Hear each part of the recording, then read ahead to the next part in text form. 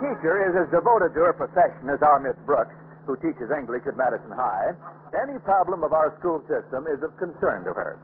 So when she heard recently that there was a shortage of 76,000 teachers in the country schools, she gave the problem quite a lot of thought. I certainly did. But no matter how I tried, I couldn't figure out how to make the shortage 76,001. Lately, it seemed more and more difficult to make ends meet. Luckily, my landlady doesn't usually press me for what I owe on my room and board. And when she does bring it up, she always manages to invent a new way of asking me for it. Take last Wednesday morning at breakfast, for instance, when she tried another new approach. Honey, you've hardly eaten a thing. How about another egg, dear? They're only 89 cents a dozen. Or a little more bacon, 79 cents a pound. No thanks, Mrs. Davis. Well, then, what about a little bread? 25 cents a loaf. And butter, 68 cents a pound. No thanks. Is there anything else you want, dear? Why, yes, I'd like some water, 30 cents a tankful. Honestly, Mrs. Davis, if you want the money I owe you, there's no reason to hint around like that. I'm certainly no child. Just come right out and say it. I want the money you owe me. What else is new, Grandma? Mrs. Davis, I hate to put you off like this, but if you could be patient a little while longer, I'll pay most of what I owe you. Why don't you earn some extra money on the side, dear? Why not take an outside job? What would you suggest? Selling students door to door? No, I'm afraid I can't follow your advice, Mrs. Davis. You remember Mr. Conklin's rule barring outside jobs for teachers. I know, but there have been times when he hasn't been so strict about enforcing it. This isn't one of them. This new ruling comes from Mr. Stone, the head of our Board of Education. But surely Osgood feels the pinch just as much as any of you. Well, you'd never know it. Why, just the other day he bought himself a new car. What? Where did he get the money for it? I don't know, but for 3 days I've been combing the school basement looking for the printing press. I can't figure out how he's going to pay for it. Well, Connie, I wouldn't know. Oh, that must be Walter to pick me up. Come on in, Walter. The door's open. When it comes to calling for me, that kid's as regular as clockwork. And it's always such a pleasure to see him in the morning. He never seems to change from day to day. Good morning, Miss Brooks. Morning, Margaret. Except this morning when he's grown a mustache and a double chin. Mr. Conklin. Why, Osgood, what a pleasant surprise. You think so? Brooks acts as if she'd just seen a ghost. Oh, no, sir. Ghosts don't scare me nearly as much as you. It isn't usually until later in the day that you scare the daylight. It's just that I'm surprised to see you, sir. But why did you stop by, Mr. Conklin? I simply wanted the pleasure of driving you to school in my new car, Miss Brooks. You did? Why, how considerate. But I can't see any reason for you to put yourself out like this, Osgood. Can you, Connie? Not yet, I can't. No, I can't either, Mr. Conklin. Particularly when Walter's going to call for me any minute now. Oh, he won't be calling for you today, my dear. I arranged that with him last night when he came by to see Harriet. I'm taking Denton's place. Well, in that case, how about a little breakfast with us?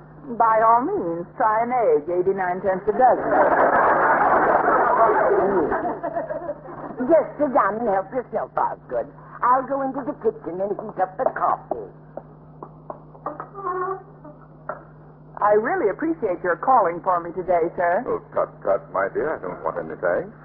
What I intend doing every day from now on. Every day from now on? First, I pick you up, then I call for Mr. Boynton, and then Miss Enright. Then Mr. Boynton and Miss Enright? And whatever other teachers wish to ride along. Whatever other teachers wish to ride along? Miss Brooks, is the reception bad on your side of the table? You'd enjoy driving to school comfortably seated in the back seat with Mr. Boynton every day, wouldn't you? Oh, certainly, sir. But where are we going to stick Miss Enright? In the glove compartment? If there's no one else driving with us, she'll sit up in front with me. But, sir, I'm still afraid I don't understand why now, you're... what is there to understand, my dear? I simply want the teachers who have given so unstintingly of themselves over the years to have an opportunity to ride with me in my new car, to share with me the happiness, the satisfaction, the joys, the monthly payments, the pleasure.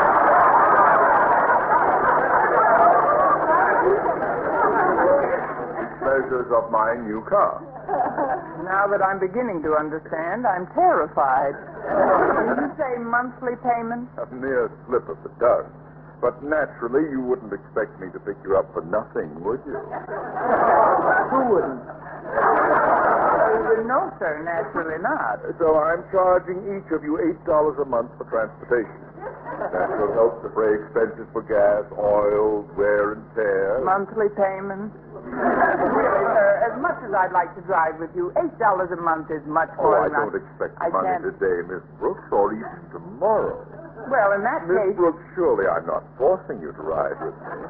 The arrangement I suggest is entirely voluntary. You can do whatever you want with whomever you want outside the school. Oh, thank you, sir. Then However, I've got let enough. me point out to you, I, on the other hand, have complete sovereignty over you once you are within Madison's portal, and I can do whatever I want with the subjects within my domain. Do you follow me, Miss Brooks? Yes, Your Majesty, right into bankruptcy.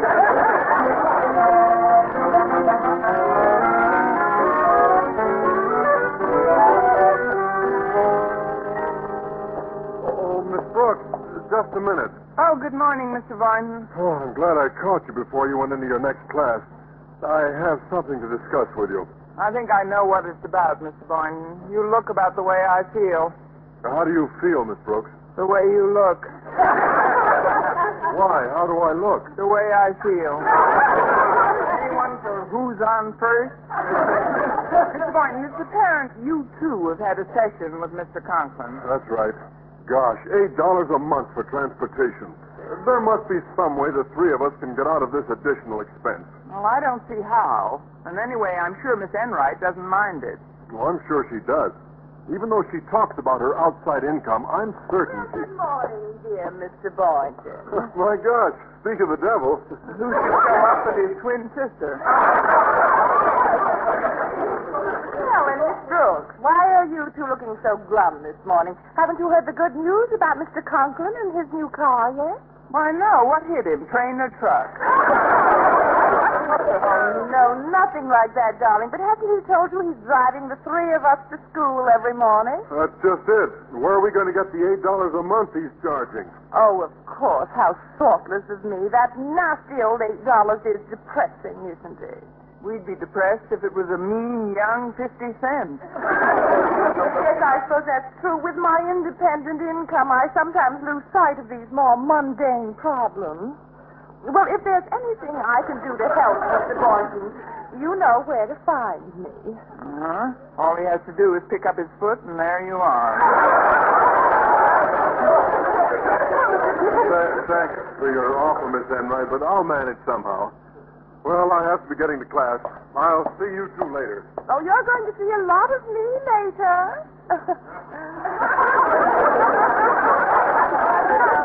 With this added expense, he's probably canceled his date with you already, hasn't he, Miss Brooks? How did you know? Walls have ears, darling. I know, and wallflowers have even bigger ones.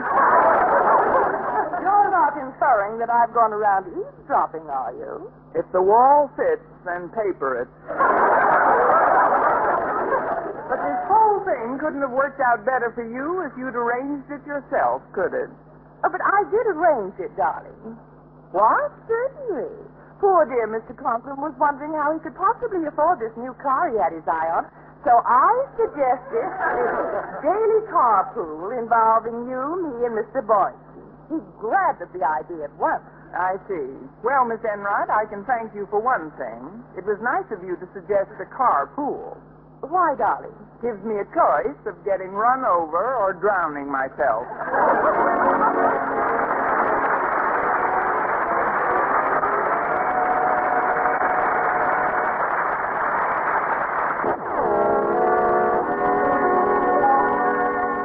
Well, the more I thought about how to get out of Mr. Conklin's carpool, the blacker the problem became. However, in the school cafeteria at lunch, it seemed pointless to brood over it myself. So when Walter Denton stopped by the table, I decided to tell him my sad story. I felt with Walter's spirit, joie de vivre, and enthusiasm, I'd get an entirely different slant on my problem. Walter listened attentively, and his first words revealed the complete optimism of youth. Gosh, if you ask me, you're dead.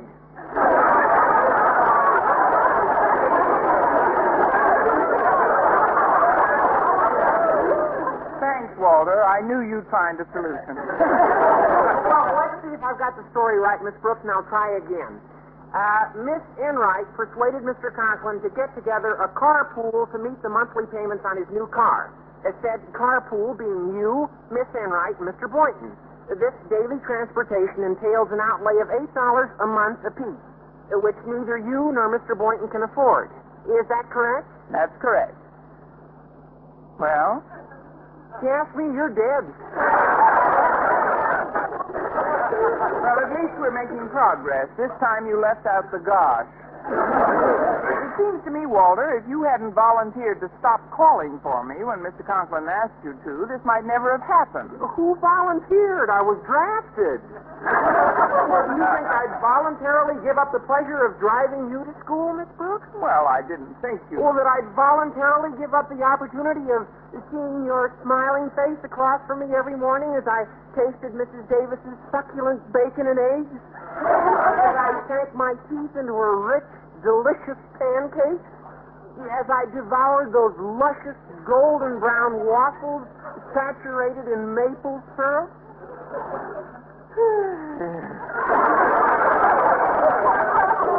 What happened to the pleasure of driving me to school?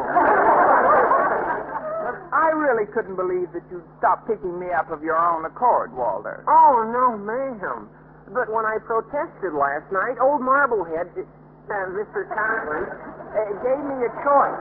Either I could discontinue calling for you or give up seeing Harriet. So I made my choice.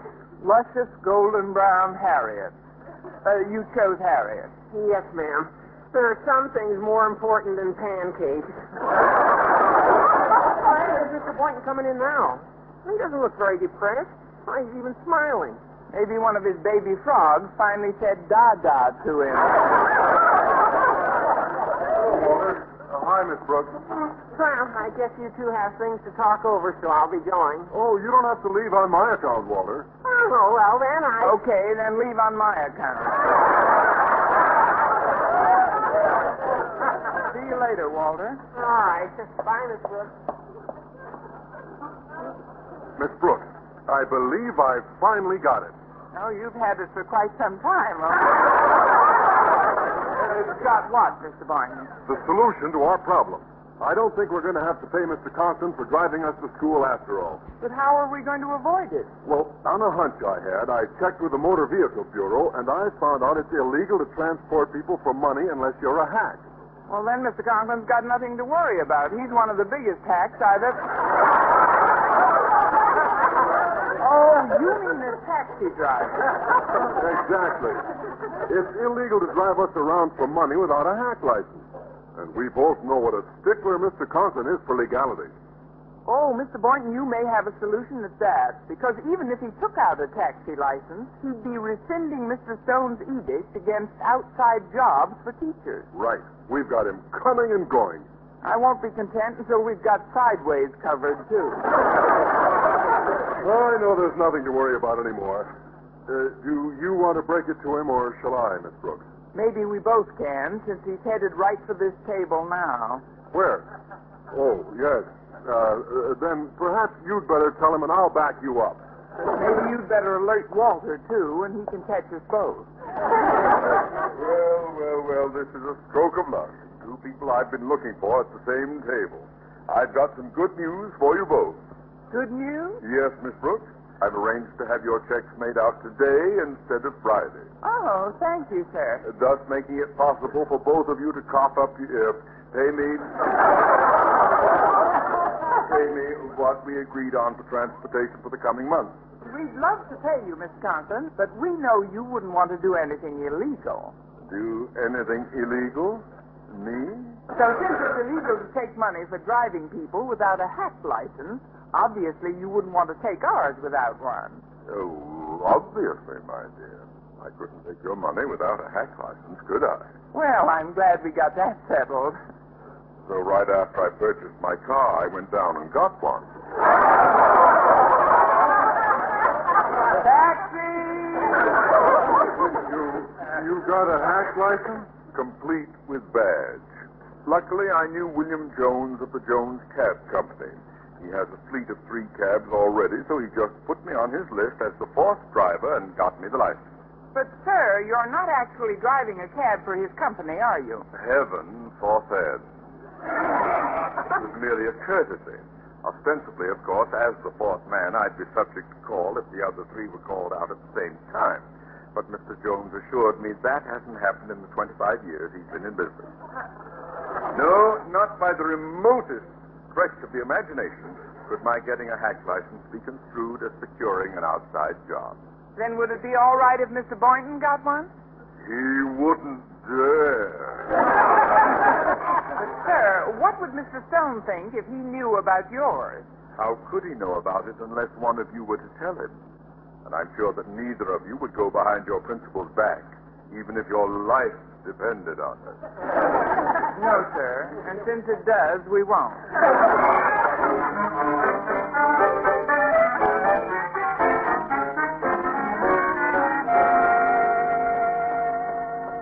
Oh, Miss Brooks. Yes, Miss Brooks? Harriet? Oh, I thought I'd let you know that Mr. Stone is coming over to see Daddy in half an hour. What's the matter? Couldn't he find a taxi in his own neighborhood? I don't see how that bit of news concerns me, Harriet. Well, you and Mr. Boynton aren't going to take what's happened to you lying down, are you? I can't speak for Mr. Boynton, Harriet, but I'm already covered up, tucked in, and my chin strap is in place. Well, it isn't fair, Miss Brooks. Daddy has no right to take advantage of you two. Why, if Mr. Stone knew about Daddy flaunting his edict this way, there'd be the devil to pay. Well, certainly no one's going to tell Mr. Stone about it. Well, no one has to, Miss Brooks. But, well, suppose something accidentally happened to Mr. Stone's car, and he had to call the Jones Cab Company for a taxi from Daddy's office. But what could possibly happen to Mr. Stone's car? And it's very simple for Walter to get a box of thumbtacks from shop class. Oh, Harriet, it still wouldn't work. Not with all the other cabs on Mr. Jones' list. You mean because Daddy is low man on the totem pole? Exactly. There are 3 totems, men ahead of him. 3 cabs would have to be called out before they called your father. And that hasn't happened at the same time in the 25 years the cab company has been operating a fleet. Until today. Huh? Then you've thought of a way of getting rid of the fleet? Yes, Harriet. I just happened to think of a couple of sailors I know.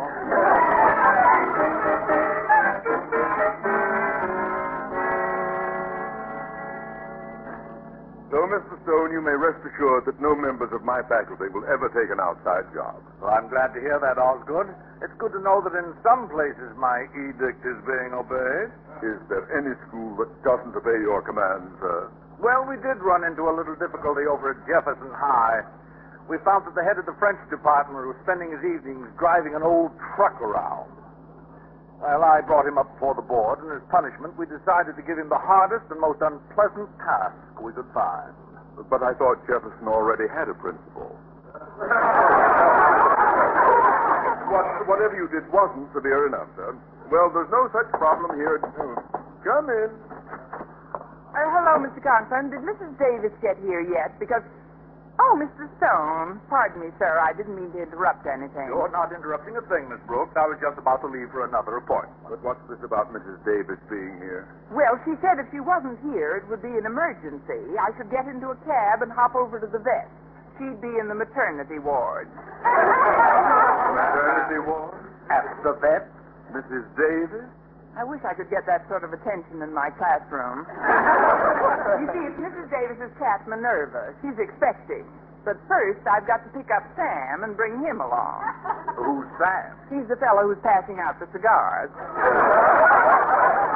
Her husband, the neighbor's cat.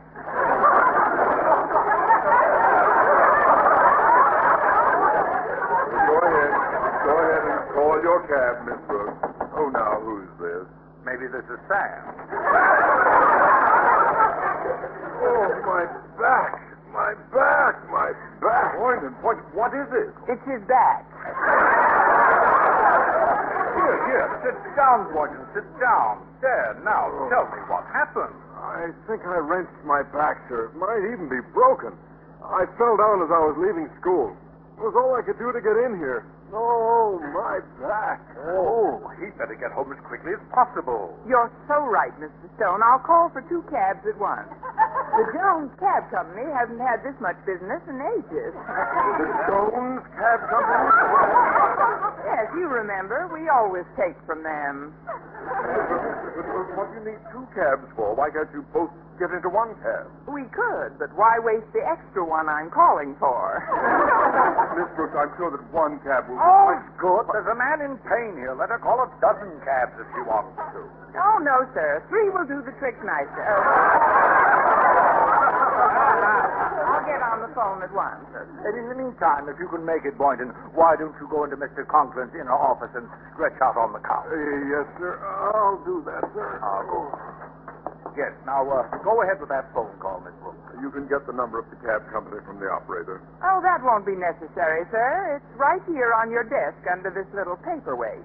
Paperweight? What paperweight? Let's see. It says badge number 3764. Go ahead with the call if you're going to.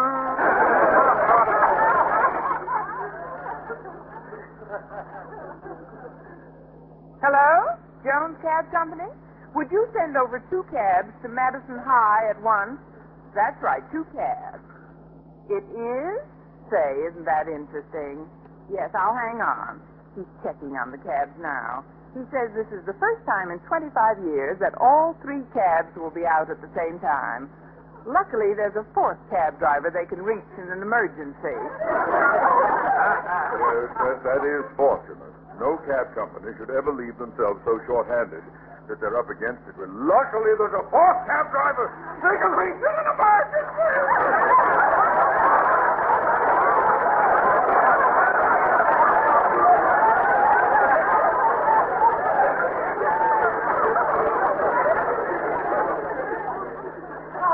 The door was open. Now, what is it, Denton?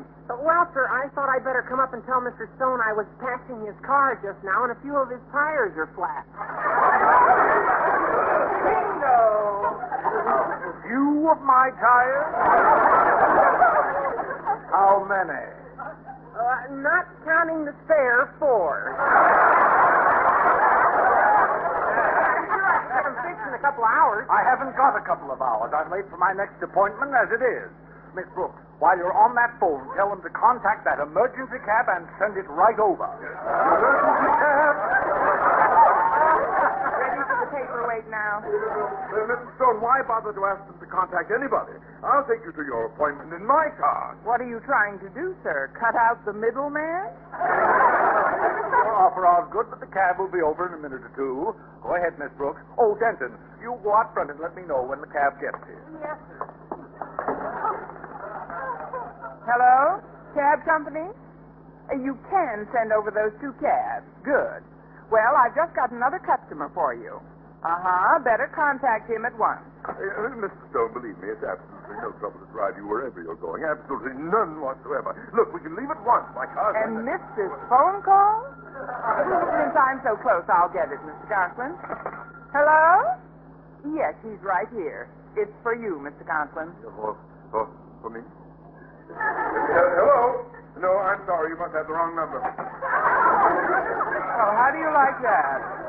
It's the first time I ever heard of anyone asking for the right person and getting the wrong number. Now, Mr. Stone, I deem it a pleasure and a privilege if you'd only allow me... Hello? Yes, he's still here, all right, but you've still got the wrong number. Oh, what on earth is this all about? Let me have that phone, Miss Brooks. No, Mr. Stone! Hello. Yes, this is Mr. Conklin's office. What?